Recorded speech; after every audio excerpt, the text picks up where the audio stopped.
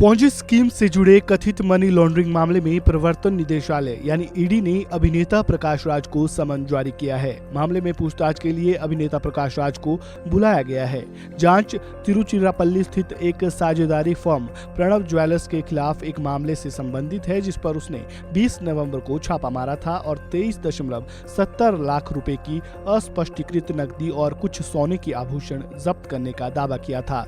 ED का मामला Tamil Nadu police आर्थिक अपराध शाखा की एक एफआईआर से सामने आया है। ईडी ने बुधवार को एक बयान में कहा कि पुलिस शिकायत के अनुसार प्रणव ज्वेलर्स और अन्य ने उच्च रिटर्न के वादे के साथ सोने की निवेश योजना की आड़ में जनता से 100 करोड़ रुपए एकत्र किए। खास बात यह है कि प्रकाश राज इस कंपनी के ब्रांड एम्बेसडर रह चुके हैं। उन्हें अगले सप्ताह चेन्नई में ईडी के सामने पेश होने के लिए कहा गया है। हिंदी और दक्षिण भारतीय फिल्मों में विभिन्न भूमिकाएं निभाने वाले अभिनेता बीजेपी के मुखर आलोचक रहे हैं।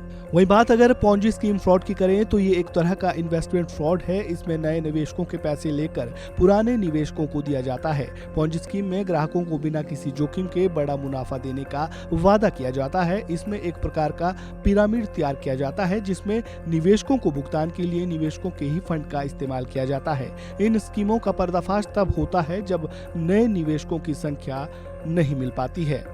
इन स्कीम में शामिल कंपनियों का पूरा फोकस नए ग्राहकों को झांसे में लेना होता है। लोग तगड़े रिटर्न के चक्कर में इस स्कीम में मिले उनके रिटर्न को ही री इन्वेस्ट करने लगते हैं और आखिर में उन्हें तगड़ा रिटर्न मिलना तो दूर, उन्हें वो पैसे भी नहीं मिल पाते जो उन्होंने इन्वेस्ट किए थे। पॉन्जी स्कीम फ्रॉड का नाम उस शख्स के नाम पर पड़ा जिसने पहली बार इसे अंजाम दिया था। उसका नाम था चार्ल्स पॉन्जी। ये फ्रॉड इतना पॉपुलर हुआ कि आज तक ठग इसे कॉपी कर रहे हैं। ऐसे में आपको सावधान रहने की बेहद जरूरत है।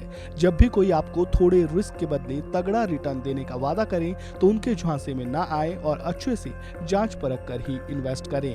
प्रणव ज्वेलर्स पर भी इसी तरह के आरोप लगे हैं। उन पर आरोप लगे हैं कि उन्होंने सोने में निवेश और अच्छा रिटर्न देने के नाम पर लोगों से 100 करोड़ रुपए इकट्ठे किए, लेकिन बाद में ज्वेलर ने ना तो रिटर्न दिया और ना ही लोगों के पैसे वापस किए।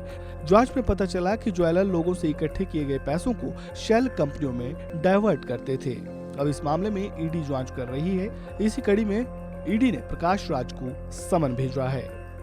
इस खबर में फिलहाल इतना ही। ताजा अपडेट के लिए बने रहें वन इंडिया हिंदी के साथ।